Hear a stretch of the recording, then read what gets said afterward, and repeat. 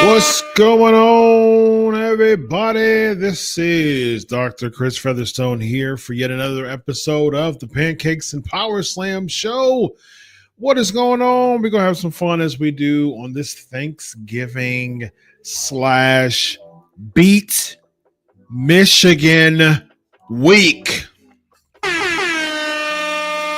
On this Thanksgiving / Beat Michigan week, most importantly, is my daughter's birthday week as well. That's the most important thing. Beat Michigan / Thanksgiving week. It's going to be a fun week this week. Good fun. People get a lot of people get days off of work and get to enjoy some time with your family. An extra day or maybe two with your family, and make the best out of that. Enjoy that. Have fun. Cook well, eat well, and all those people who are cooking, women, man. Hey, you know, it could. There's a lot of men who like to cook too, but you know, a lot of my sisters be putting it down, man. Be holding it down in the kitchen, during Thanksgiving. Thank you so much for that. Really appreciate you. On behalf of all the people who are consuming your beautiful, wonderful, tasty, delicious food, thank you very much. A thank you is just the tip of the iceberg of our gratitude. Doesn't explain the level of thanks and gratitude and appreciation we have. I mean, like, one of the coolest things I like to see during the Wednesday and Thursday morning of Thanksgiving. I love to see people who like really love to cook during Thanksgiving. It's wonderful because I love on Facebook people be showing like videos of like putting stuff taking stuff out the oven and like kind of real time videos of them cooking and saying, I love cooking for my family. I love cooking for my husband, and I love that stuff. I love it. It's great. I get so lit up when I see that. I'll scroll. So as crazy as social media is throughout the year, one of my favorite times to scroll on social media, particularly Facebook, is Thanksgiving.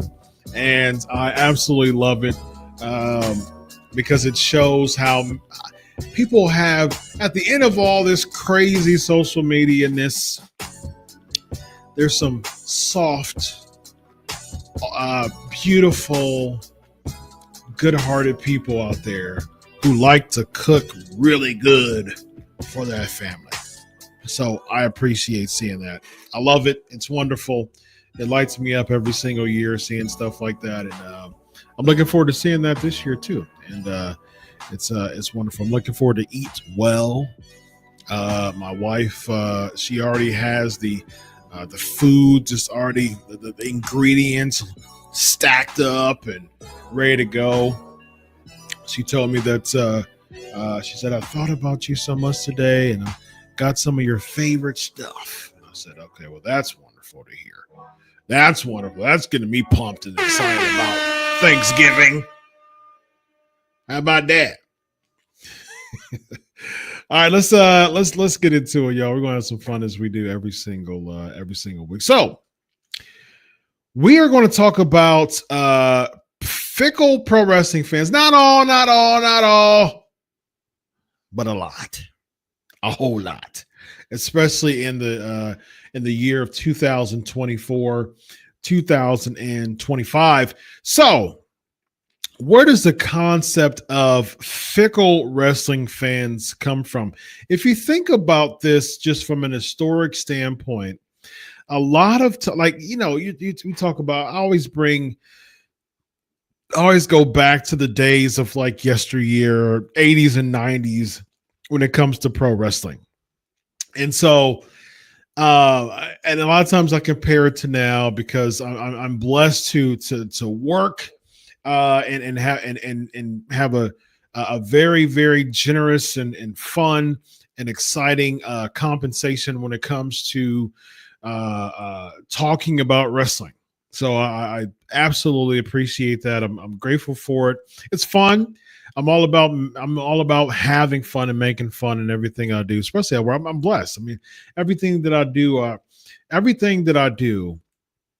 work wise, I enjoy doing. It's fun and it's exciting. I love hanging out with y'all. It's fun. I've been working all day, and I just got finished with 2 podcasts. I have one now, and I have the after party. So I have 4 shows tonight, on top of working a full day of therapy and having 2 meetings.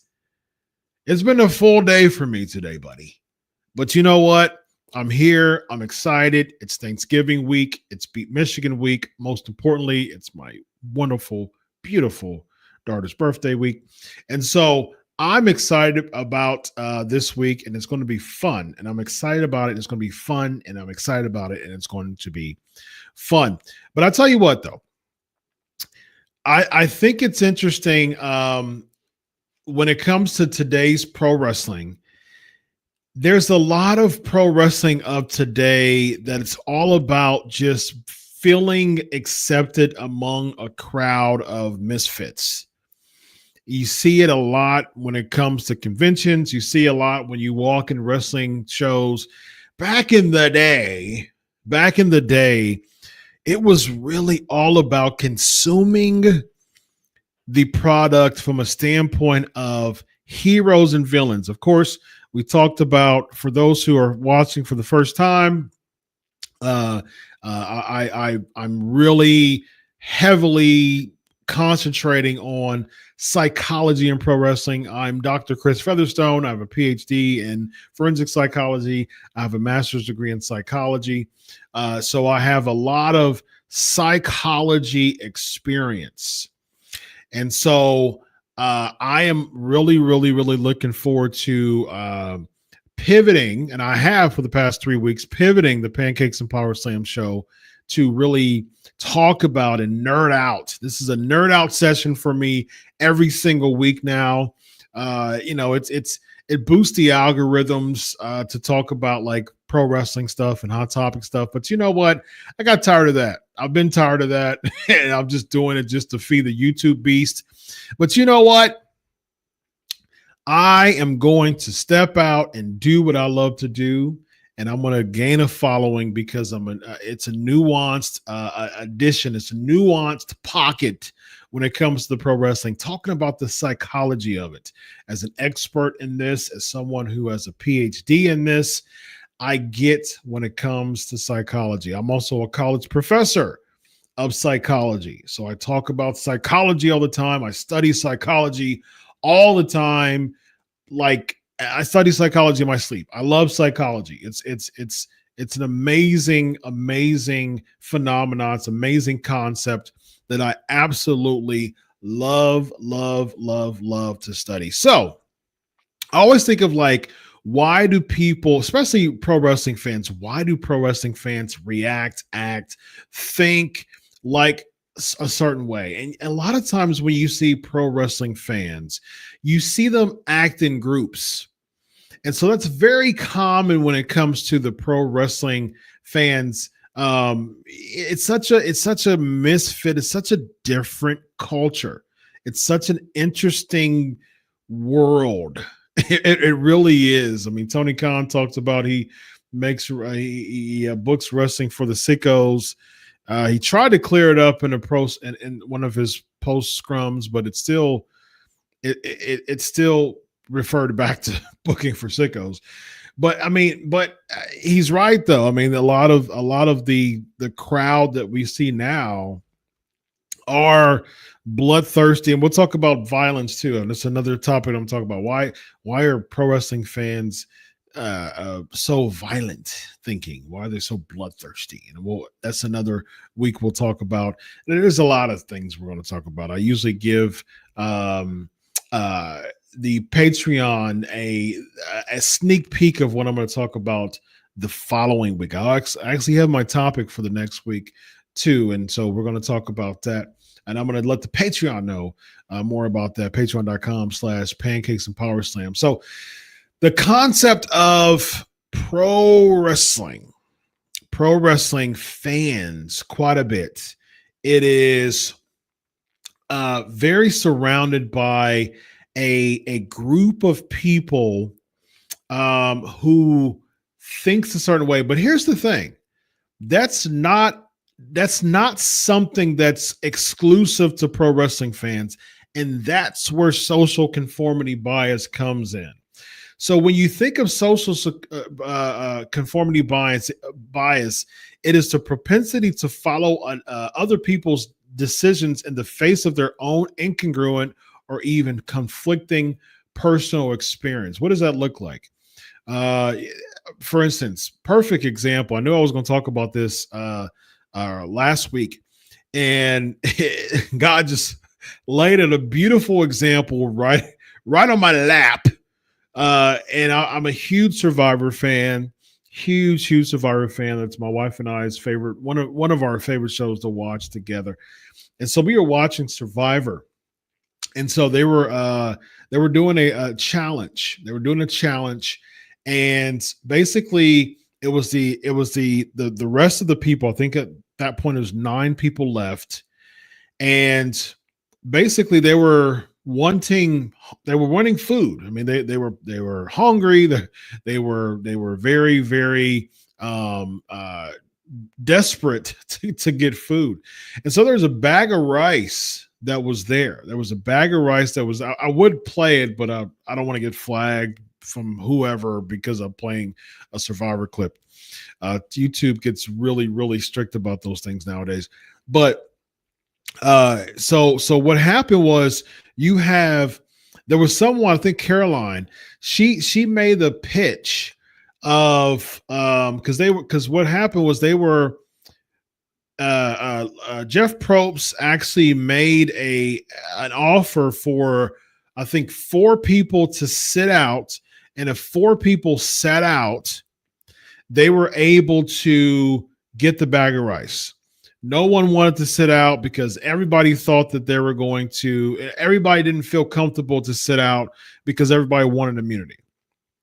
So one of them, I think it was Caroline, but it was one of them, made the suggestion of, how about we give you our shot in the dark? And for those who don't watch Survivor, the very, very fast version is a shot in the dark is you have a 1 in 6 chance of opportunity to be safe during the immunity challenge, so someone won't vote you out. All right, so that's the short version of it.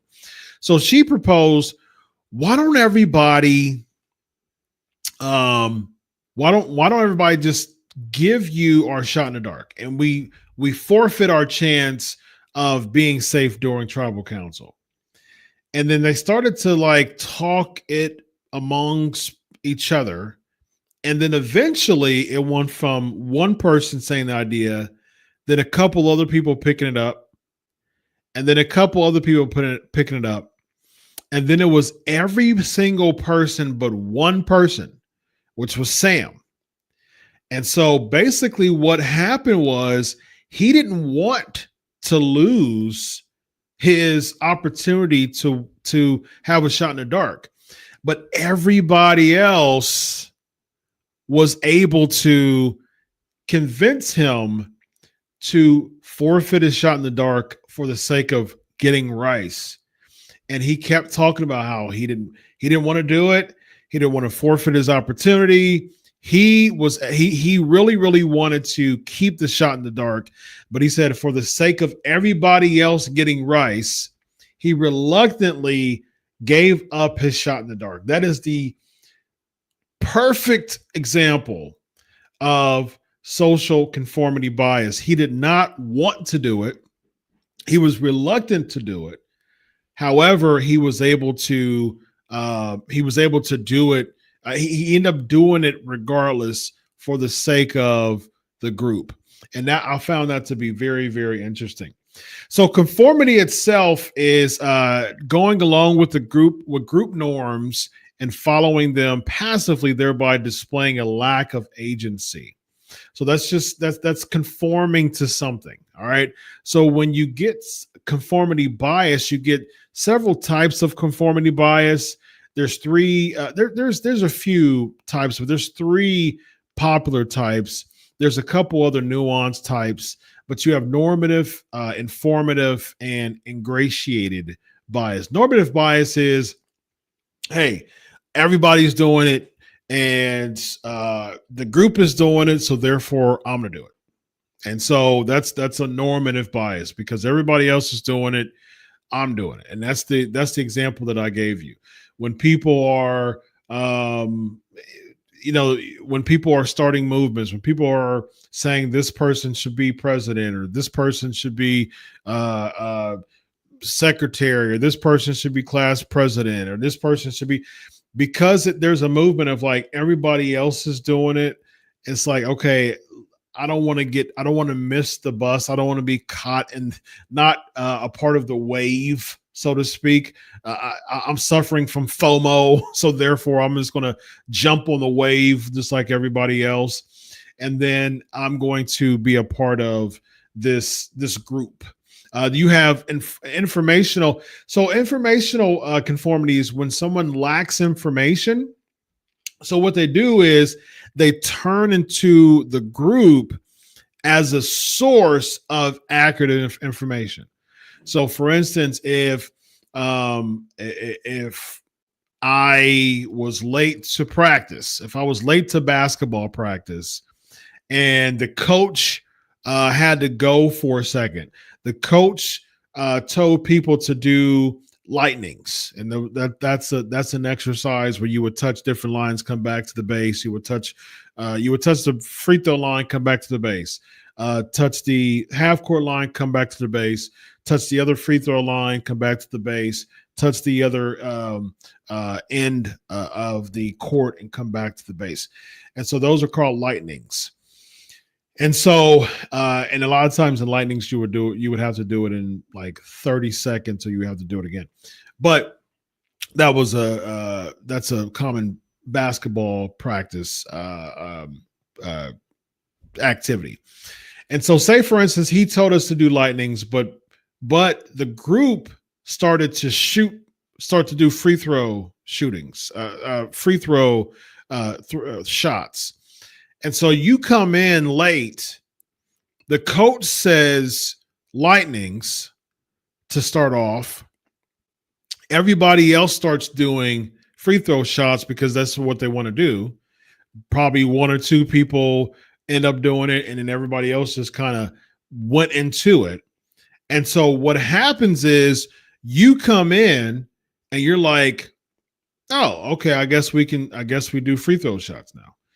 And then coach comes in, what are you doing? You're supposed to be doing lightnings, right? And then you're like, oh, everybody else is doing free throws. I thought I was supposed to do free throws. So that's more information bias. And then you have ingratiated conformity. Ingratiated conformity this is interesting. And this has a lot to do with pro wrestling fans. This is all leading into the pro wrestling fans connection. This one has to do a lot with pro wrestling fans. The ingratiated conformity is when individuals they adjust their attitudes or behaviors to fit in and to be more likable or favorable to a particular group or person, oftentimes a group. And they want to ingratiate themselves to fit more, to be more a part of it, to be more liked. That is so prevalent and so obvious and so displayed in the world of pro wrestling fandom. So many people want to be ingratiated. That's when you have the "We won Cody." You start off with one person, and then it just becomes a movement. Everybody wants to say "We won Cody." Even if you didn't win Cody, everybody else is saying "We won Cody." So therefore, if you don't say "We won Cody," you're going to be criticized by the masses. And therefore, for the sake of not being criticized by the masses, you conform. And then you start chanting it, and you really don't like it. The Seth Rollins song, the Sami Zayn song, all those things are people ingratiating themselves into a group to feel more liked or favored. And that is so prevalent in the world of professional wrestling. And so how does that make pro wrestling fans fickle?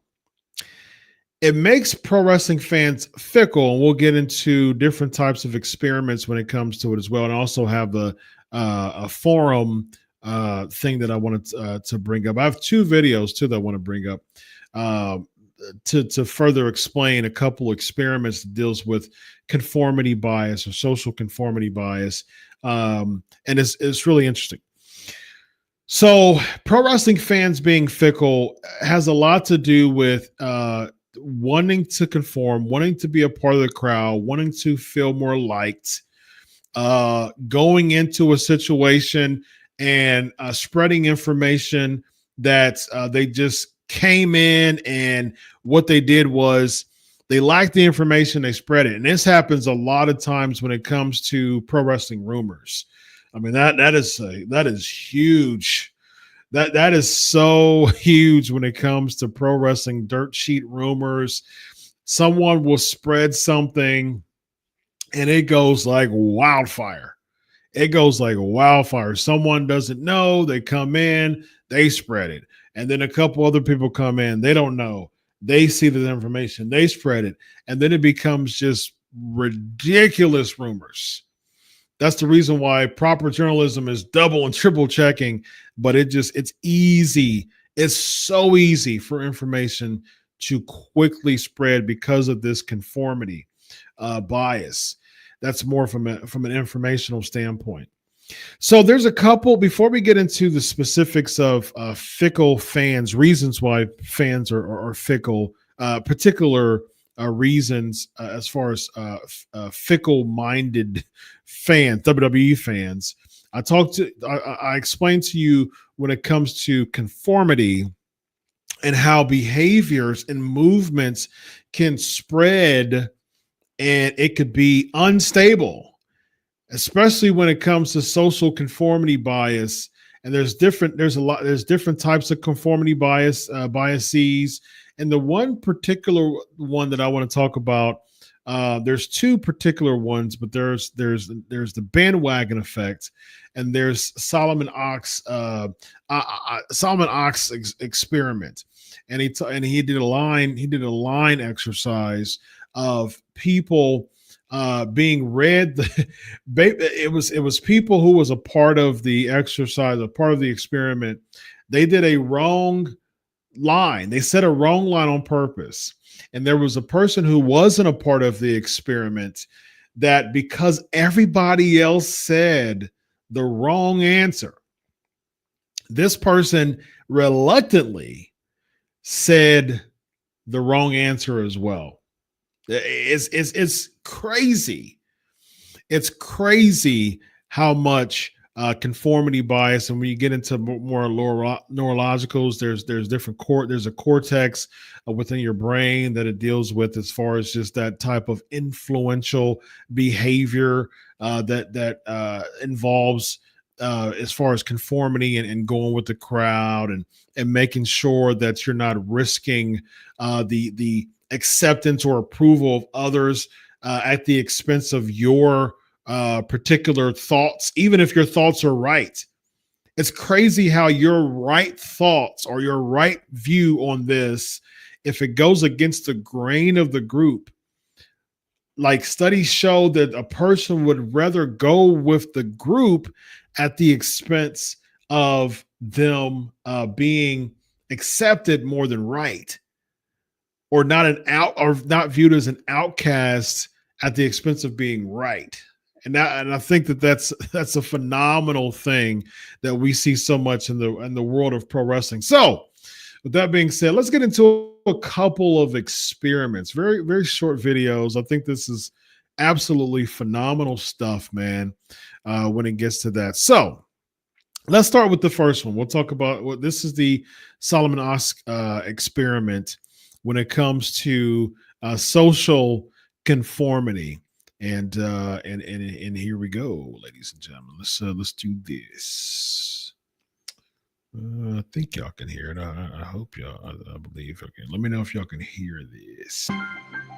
The Ash experiment is one of psychology's oldest Solomon and Ash most popular pieces of research. A Let me know if you can volunteer hear is that. told that he's taking part in a visual perception test. What he doesn't know is that the other participants are actors, and he's the only person taking part in the real test, which is actually about group conformity. Please begin. The experiment you will be taking part in today involves the perception of line length. Your task will be simply to look at the line here on the left and indicate which of the three lines on the right is equal to it in length. So, for example, if the actors have been told to match the wrong lines. The volunteer will be monitored to see if he gives the correct answer or if he goes along with the opinion of the group and gives the wrong answer. In the first test, the correct answer is 2. 1. 1. 1.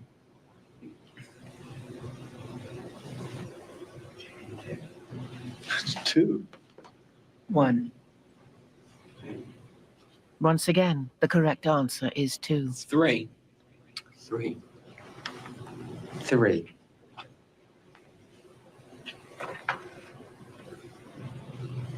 3. 3. The Ash experiment has been repeated many times, and the results have been supported again and again. We will conform to the group. Again, we're very social creatures. We're very much aware of what the people around us think. We want to be liked. We don't want to be seen to rock the boat, so we will go along with the group. Even if we don't believe what people are saying, we'll still go along. 1. 1. 1. 1. Group dynamics is one of the most powerful forces in What else human is that? psychology. 1. 1.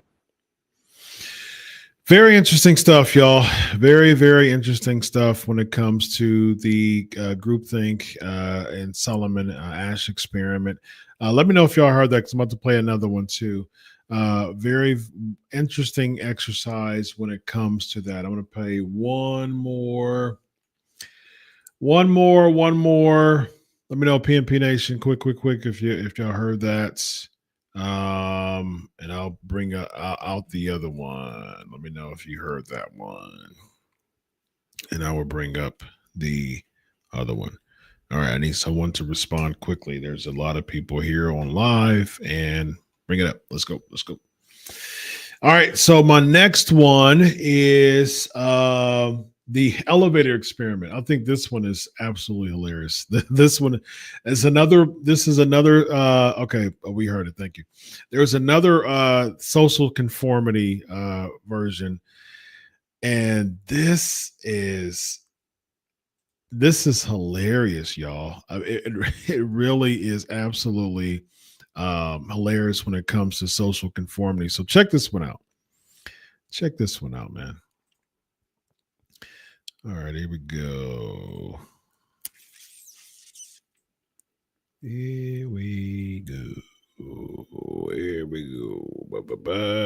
Let's do that. All right, here we go. Boom. And let's do it. So you walk into an elevator and naturally you turn and face the door, right? It's just what we do without even thinking. All right, in the blue t-shirt, that is Nadia. She is an innocent passerby. Has nothing to do with this. Everybody else in that elevator, they all work for Would You Fall for That. They are all in on the experiment. They are all purposefully facing the wrong way. Nadia is facing the front. You can just see the back of her head, wearing the blue t-shirt. That's Nadia. She is facing the front of the elevator like a normal human being. Everybody else is facing the back. We're playing this to you in real time, no editing, as it actually happened. Okay, floor 2. Rebecca gets off. Emily gets on. She also works for us. We're swapping people in and out to reinforce the behavior. Emily's acting like it's the most normal. Oh, Nadia's turned. Okay, her bag is slipping off her shoulder. She's nervously playing with it.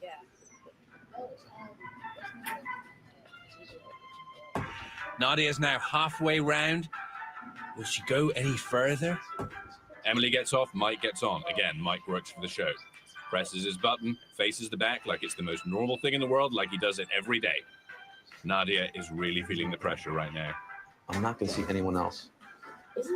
Scott's making some small talk. He was in celebrity rehab, I think. Yeah. She's looking towards the back of the elevator because everybody else is. Floor 4. I love the Fourth floor, Mike gets off. Lauren gets on. Lauren also works for us. She's in. Oh, and Nadia. There it is. Fourth floor, Nadia has turned all the way around. She's looking at the back of the elevator. That is not normal human behavior. Nadia is looking at the back of the elevator purely because everybody else is. Okay, you've seen it in real time. Let's play that for you again in fast forward. Nadia, turning.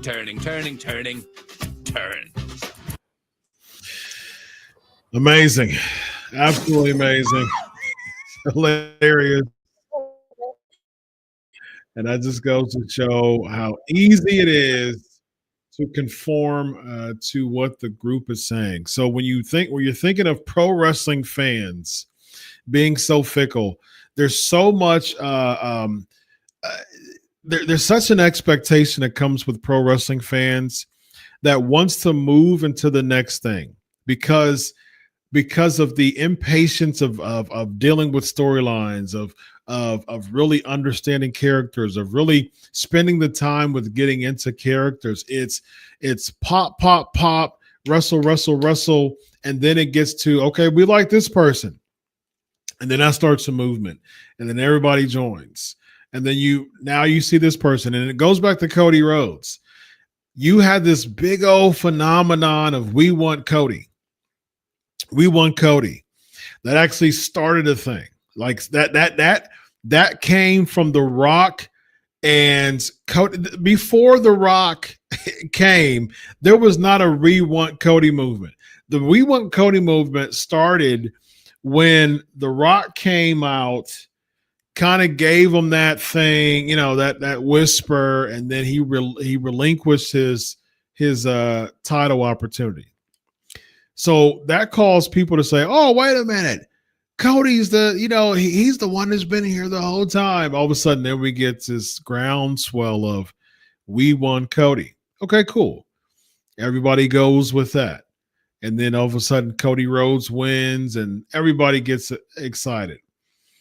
But over the past 7 months, 7.5 months, now it's shifted over to, oh man, Cody's boring. We don't like his title run. We want Kevin Owens to win because it's time for Cody to drop the title. There's so much of that. I remember earlier this year, before as Sami Zayn was becoming champion, there was like a mini Chad Gable movement of people wanting Chad Gable to become champion because of it was just a groundswell. It was, let's just have Chad Gable. Let's just root for Chad Gable. Okay, yeah, we want Chad Gable to be the one who's going against Gunther. And then that even got to the point of when Sami Zayn was coming out, people started booing him. People started booing Sami Zayn. Now, this is the same Sami Zayn who gets cheered again, but he got booed. And before that, he got cheered, but they want Gable, so therefore he gets booed. And then that was shut down. And guess what? Sami Zayn gets cheered at WrestleMania now. And it's just that constant inability to stay grounded and just understanding and just appreciating and enjoying the journey. Instead it gets to the point of, we want this, and so join us. If you don't join us, we're going to consider you an outcast. We're going to crap on you. We're going to talk bad about you. We're going to do all these things, say you're not one of us. And the crazy thing about that is there's a lot of people who aren't hardcore bloodthirsty wrestling fans nowadays that don't feel like they're one of them. Even as a wrestling fan, there's a lot of people nowadays that don't feel like included as a wrestling fan because of the conformity bias. There's another kind of contrast to the Solomon Ash experiment called the minority effect. And we'll get more into that perhaps in another time, as far as like, okay, well, I don't want to be a part of the crowd. I want to trailblaze and I want to be different from the crowd and start a movement that way. And so that's pretty cool, but that's not very common when it comes into the world of professional wrestling. There's a lot of fans like, oh, we want this. We want Gable. We want this. Wyatt Six is another one. Oh my gosh, a Wyatt Six, I'm going to cheer for him. And now on the socials, it's like, oh, it's getting boring. There's this constant, like it's like riding a wave. Like I explained before, when it comes to conformity, it's like, oh, okay, we're riding this wave. Everybody come along. If you're not riding the wave, you're going to drown. Like we're going to leave you hanging. Come join us. Oh, and then it's like, oh, and it's like for those who doesn't catch the wave, they're not a part of the fandom. They're not a part of the crowd. And then what we and what happens when we as people who aren't marks, we're just kind of chilling over there and having fun in our boat or having fun in our board, but we're not with the wave. So what do they do? They say, oh, look at those people over there. Look at that lame over there by himself from the board. He's not one of us. He doesn't want to be a part of us. Look at him. Oh, look at him. He's over there. And it doesn't have to be like, they can be dead wrong. They could be leading to a vortex. And that doesn't matter. that wouldn't matter whatsoever. As long as we're all leading to the vortex, we're all right. And I'm sitting over here, Rosa Parks in this thing and saying, nah, like I'm standing in the elevator. Okay, hold on, pause. I know that the exit is that way, and either you're going to be weird looking in my face or you're going to turn around too. And that's where the minority effect comes in. This is super weird. Like, I know that everybody's looking at the back of the elevator. I don't know why they're doing it, but that's weird. So I would definitely be one of those people. But like I said, you have the people who are criticizing the ones who are standing and saying this is not right. Like, you guys are heading into a wrong direction. And this is weird that y'all heading to this direction. I'm going to stand out of this and I'm going to let y'all just kind of ebb and flow all the time. But y'all ebb and flow all the time while talking about the person or people who are standing out amongst the crowd saying, I'm not going to be a part of that really, really weird roller coaster ride, a fickle fandom jumping up. Mustafa Ali, Sami Zayn, Kofi Kingston. Like, it's just, it's a woo, fickle fandom. And so Daniel Bryan was he was correct when he called pro wrestling fans fickle. Not all. There's definitely some wrestling fans that are level-headed and doesn't have to be a part of the wave leading into the vortex. But a lot of times, and unfortunately we see that quite a bit nowadays, pro wrestling fans are all about, let's just ride this wave together and see where it stands. We'll be really pumped about this person, and then there we go. We start to dip. We don't want you anymore. Okay, who's next? Kevin Owens. Nah, we're done with him. Kofi Kingston. We're done with him. It's just, we can't, as pro wrestling fans, enjoy the journey and the story that they're presenting us.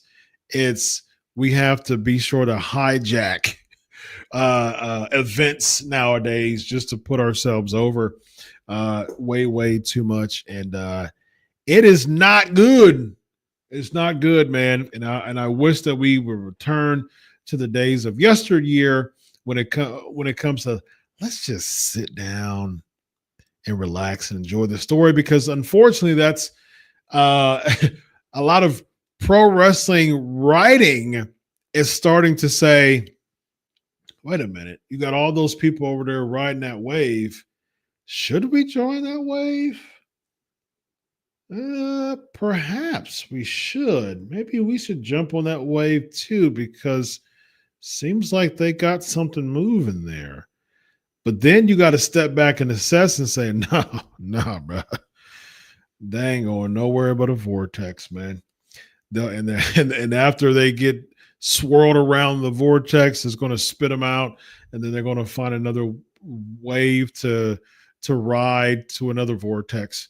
And that's unfortunately where we've gotten, where we've approached, where we've landed in modern day pro wrestling in so many ways, which is why A lot of mass interest have dwindled so much. And so, hey, man, just let's enjoy stories. Let's not spend so much time with riding waves so much.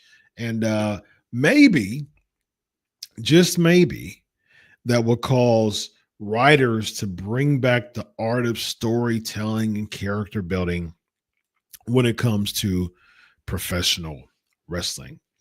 All right, ladies and gentlemen, that was the class for today when it comes to social conformity and the fickleness of wrestling fans dealing with social conformity, Solomon Ask, Solomon Ash effect, and the experiment, and also the bandwagon effect. Those are all types of groupthink / social or conformity biases for us that we discussed on tonight. Be sure to like, comment, share, subscribe. We'll get to a few comments before we get to the after party. If you enjoy this, again, comment, like, comment on the video, not just live. Thank you. My live crowd is always super lit, super fun, super excited. But again, let's boost up these algorithms. We are doing this together.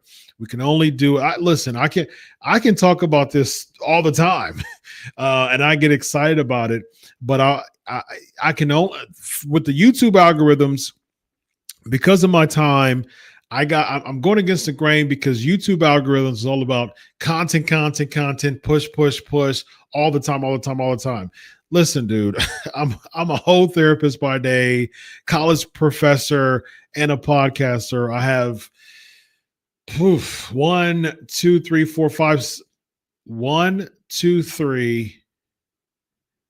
5 shows a week.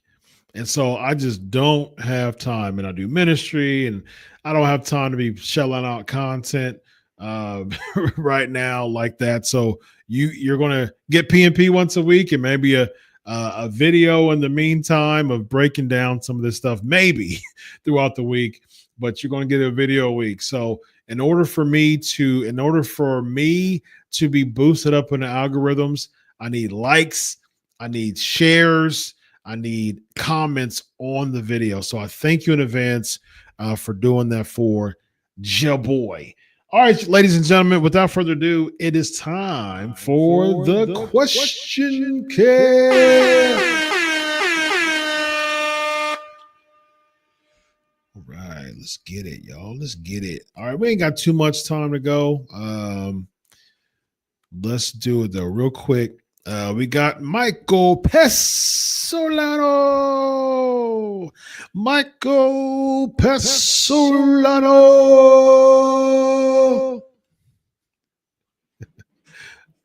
All right. X-Doc, good luck to the Buckeyes this weekend. Didn't realize Michigan was doing so bad. 6-5 and a 3-touchdown underdog. Yep. 3-touchdown underdog. 6-5. Michigan sucks this year.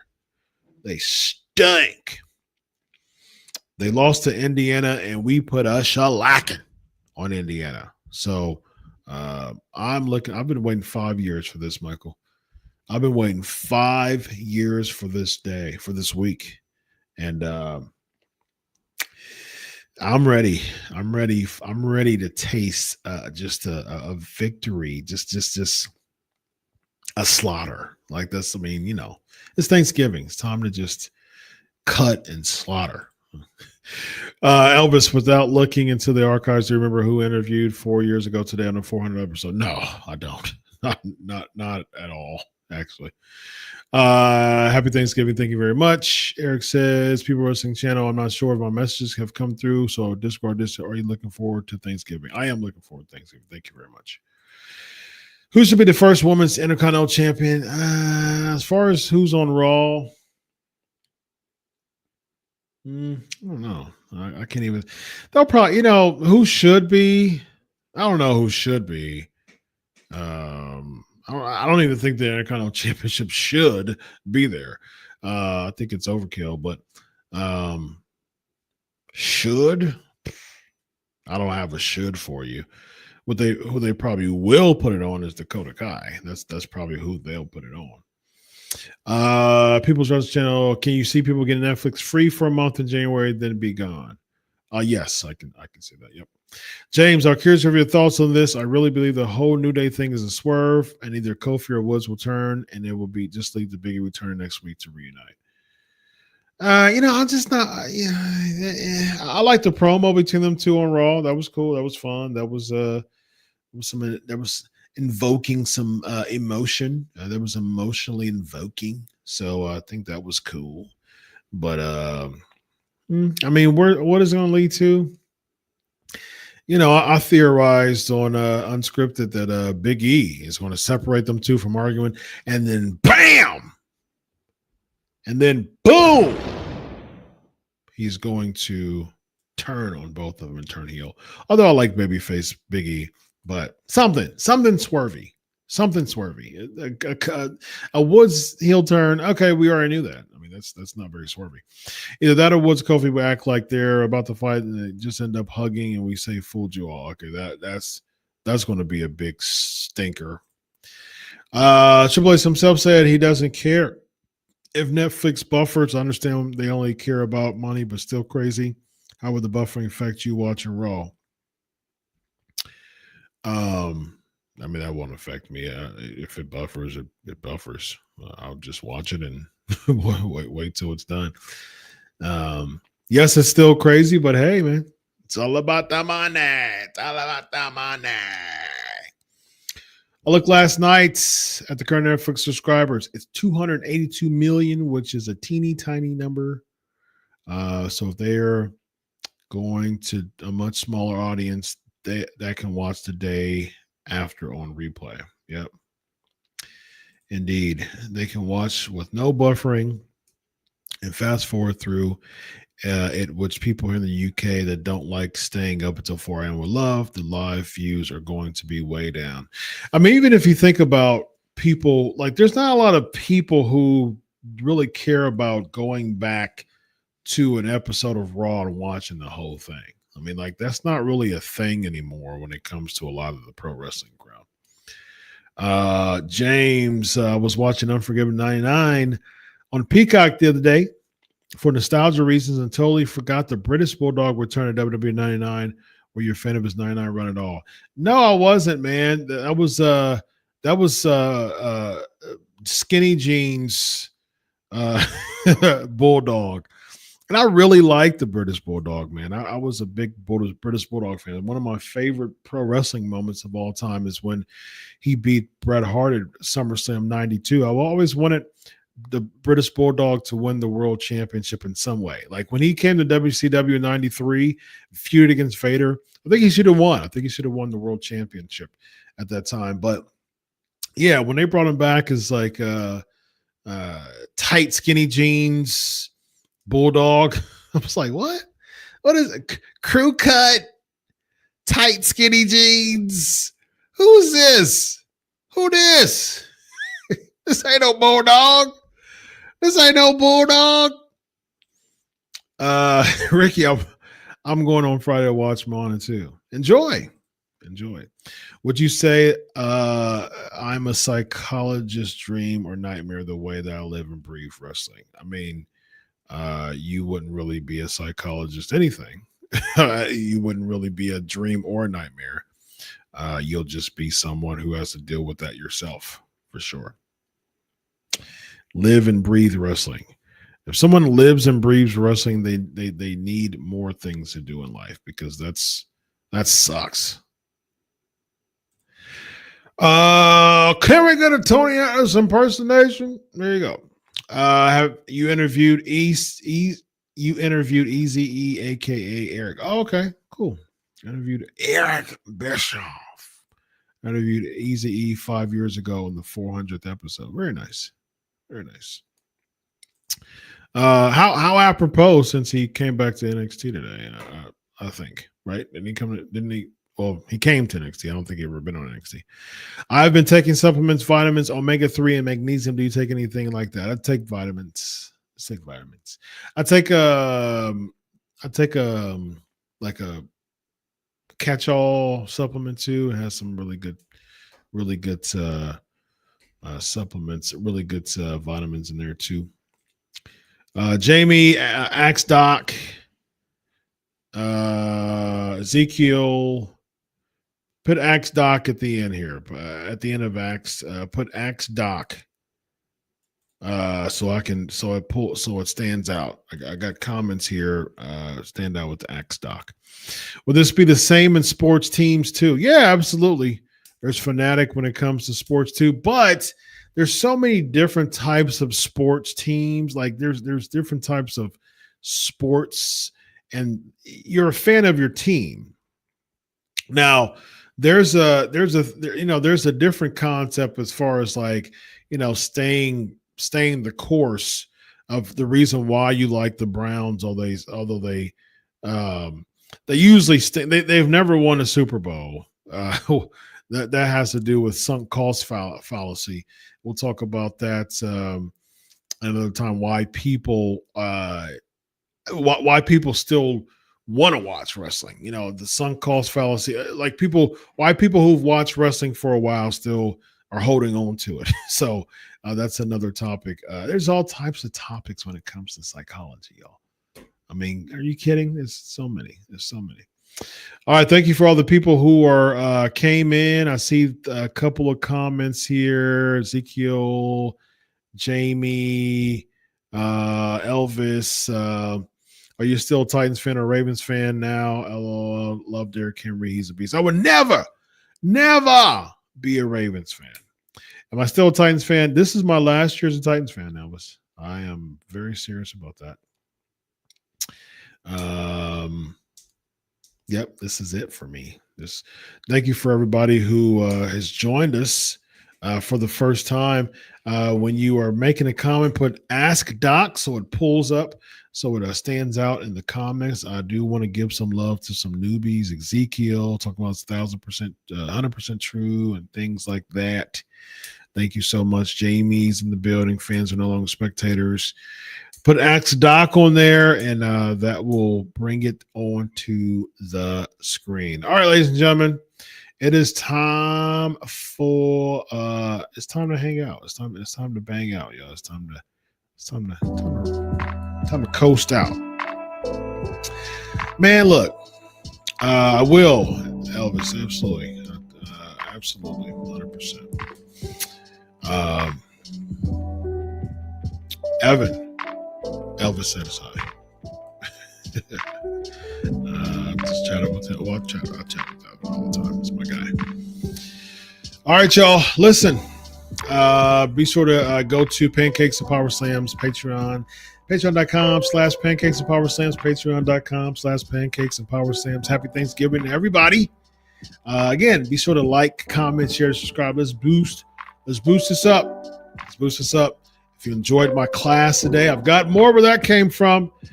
Week after week, we are going to integrate psychology and professional wrestling to give you an academic understanding of the minds of pro wrestling fans. And so it's going to be, there's all types of fun topics, man.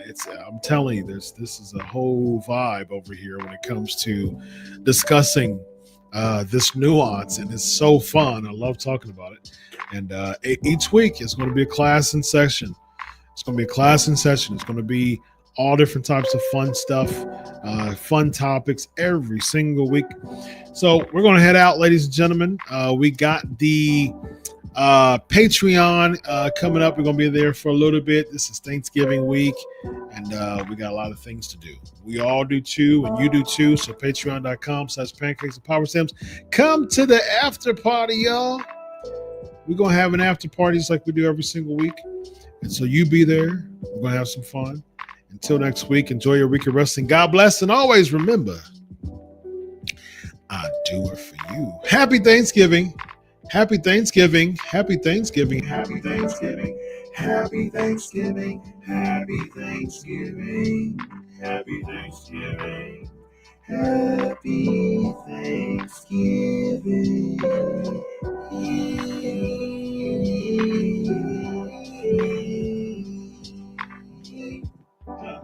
Yeah. P. I'll see you later. I'll see